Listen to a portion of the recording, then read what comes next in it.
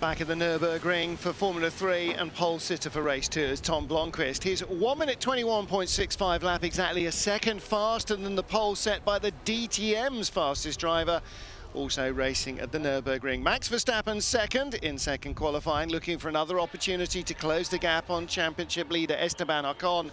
The Frenchman lining up in 4th place.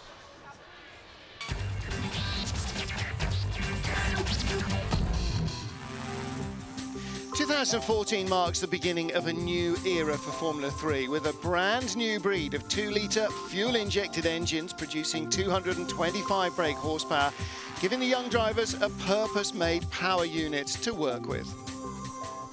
I'm just going to tell you a little bit about the regulations and our racing engines that we are currently using in 2014. For this season, the technical regulations for the engines changed. So in previous years, the engine builders built engines using road car components. Now, for the 2014 regulations, each of the engines are bespoke racing engines to Formula 3. So the engines that are produced, obviously, we are using a Neil Brown engineering racing engine. Other engines currently running in the European Formula 3 Championship are the Volkswagen engines and Mercedes engines. The engine itself breathes through this air restrictor, which you can see here. Each car will have the same air restrictor, so the same restriction for the amount of air that the engine can breathe.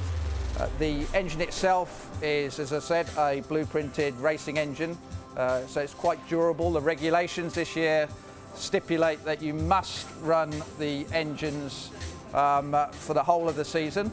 If you do have to change the engine, then the driver unfortunately takes a penalty of 10 places for 3 races. So obviously it's in the best interest of the teams and the engine builders to make sure the engines are reliable.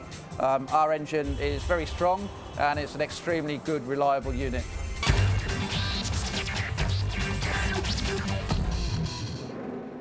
Tom Blomqvist on pole for race 2 from Max Verstappen, Antonio Giovinazzi in 3rd, Esteban Ocon in 4th. Dry conditions, no gambling needed. Poor start for Blomqvist this time. Verstappen takes the lead and Giovinazzi also trying to get down the inside. He moves up into 2nd place as Ocon is held off wide by Blomqvist. The two of them racing wheel to wheel through the tight corners for 3rd place. Big battle at the front of the field and at the tail as well. Nicholas Latifi, the #1 car. In 16th, Gustavo Menezes, Santiago Ferrucci and Jules Simkowiak in the queue behind. Lots of close racing.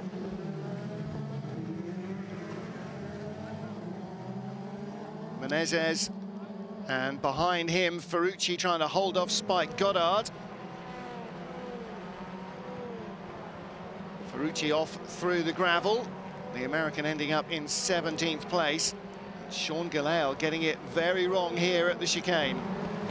I was fighting for P10, and then as the two guys were fighting, I braked a bit later than usual, but they were fighting, so they went slower. I had to avoid them, and then I had to slow down a lot, and then I think I damaged my rear right. Meanwhile, leader Max Verstappen with a comfortable lead. Red Bull Junior driver, followed by the Yellow Armada with Carlins, Giovinazzi and Blomqvist in his wheel tracks and hoping for a mistake. Their teammate Sean Gelael struggling after that impact with the tyre stack. Looks like the rear of the car was definitely damaged, spinning more than once. 2 laps later, problems for the race leader. Max Verstappen is smoking as his car appears to be dead stick. Everybody else blowing by. It's an engine failure, and it might be the end of his championship chances as well. 3 10-place grid drops the result. With 10 laps to go, I think I got the oil pressure alarm, so the engine had less power. And with 6 laps to go, I think the engine blew up. So yeah, that's really disappointed. And yeah, I mean, I had this already so many times now this year, so yeah. Problems too for Sean Gelael, continuing. The Indonesian staying out on track, but not really in total control. clattering into Felix Sorales, the Puerto Rican. Got knocked off through no fault of his own in Spielberg a couple of weeks ago. No chance of him avoiding that incident either.